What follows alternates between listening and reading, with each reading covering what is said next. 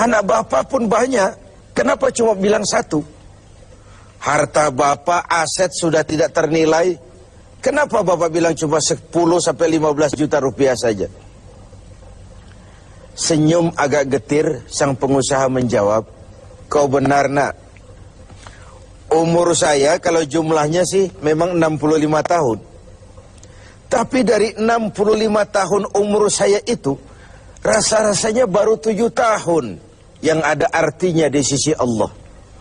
Baru 7 tahun sujud saya benar.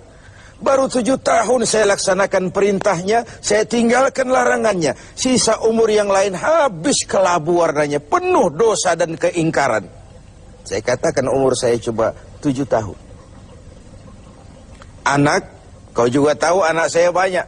Tapi dari sekian banyak anak ini, rasanya cuma satu yang akan jadi buah hati, belahan jantung, pelanjut cerita, penerus sejarah, anak soleh yang akan mendoakan orang tuanya.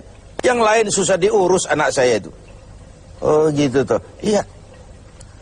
Mengenai harta pak, kau juga benar. Harta saya, aset saya sudah sulit dihitung lah.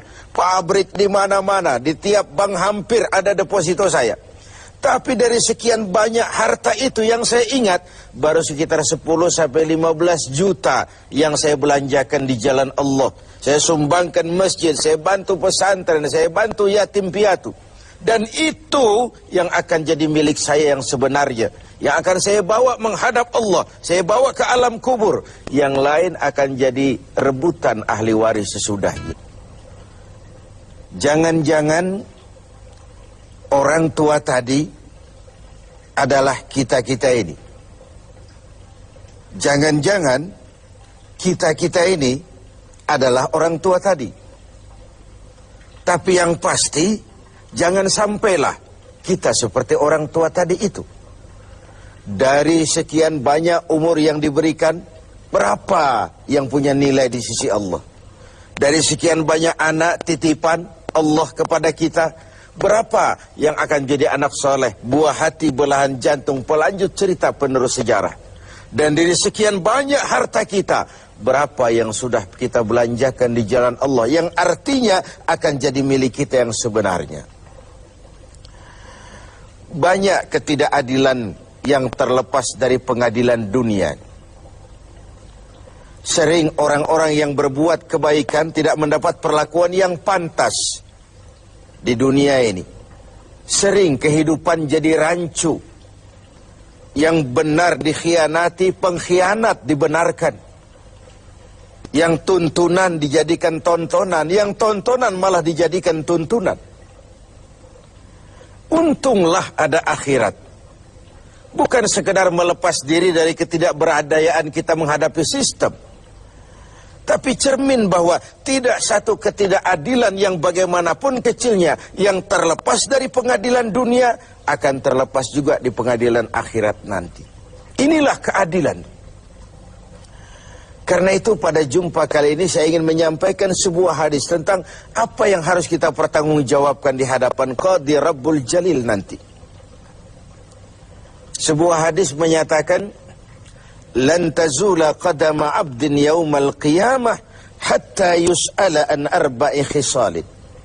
Besok di hari kiamat tidak akan bergeser telapak kaki seorang hamba sebelum ia dimintakan tanggung jawab terlebih dahulu tentang 4 persoalan.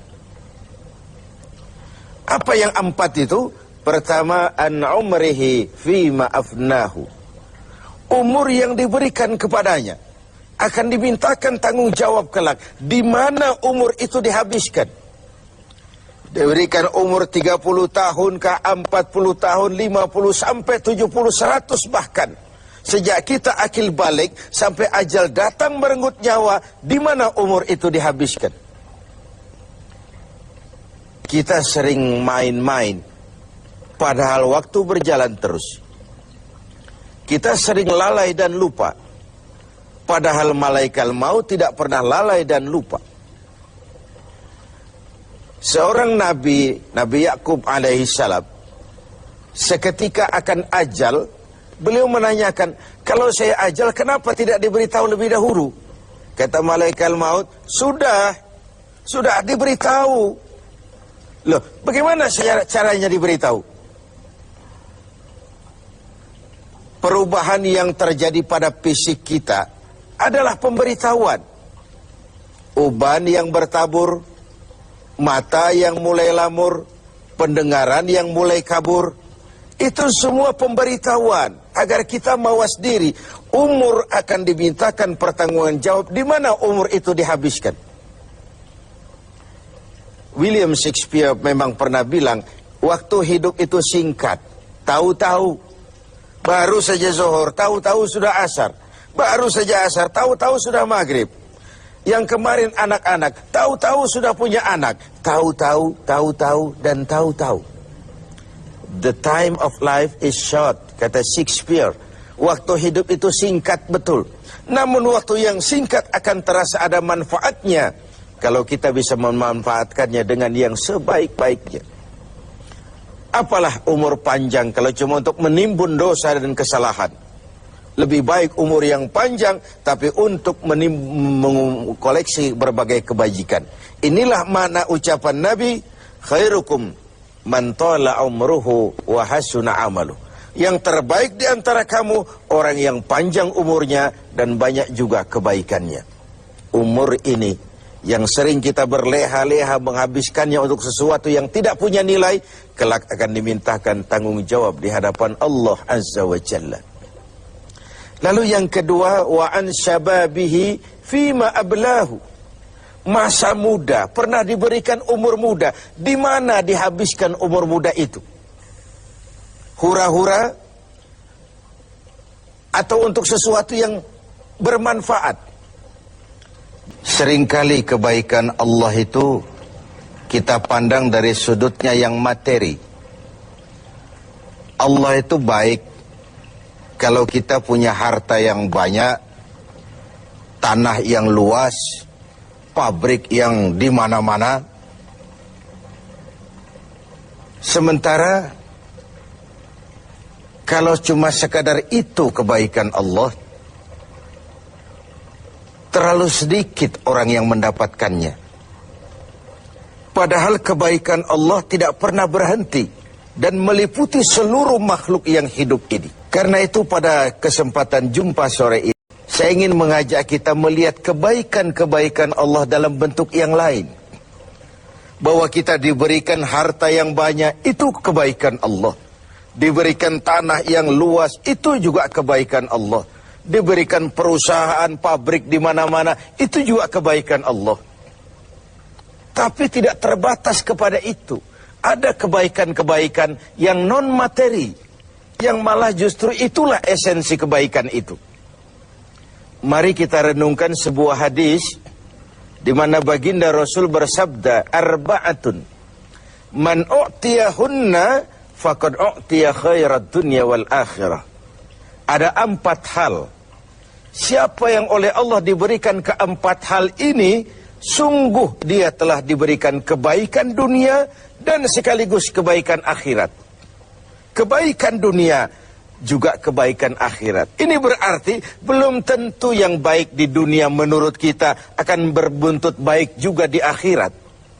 Tapi orang yang diberikan 4 hal ini, dia sungguh diberikan kebaikan dunia dan juga kebaikan akhirat nanti. Apa 4 perkara ini? Yang pertama, qalban syakira. Orang yang oleh Allah diberikan hati yang pandai bersyukur. Ada ungkapan, my heart is my home. Hatiku adalah rumahku. Kalau luas hati, rumah yang kecil besar rasanya. Kalau sempit hati, rumah yang besar pun kecil jadinya. Kalau hati sempit, rumah pun kecil, kiamat namanya. Orang yang hatinya pandai bersyukur, bisa mensyukuri nikmat. Dan dengan dia bersyukur, semakin bertambah nikmat itu kepadanya. Banyak orang kaya harta, tapi miskin hati. Ini gejala zaman kita sekarang. Di tengah gemerlapnya harta, dia tidak tahu mau diapakan harta yang banyak itu.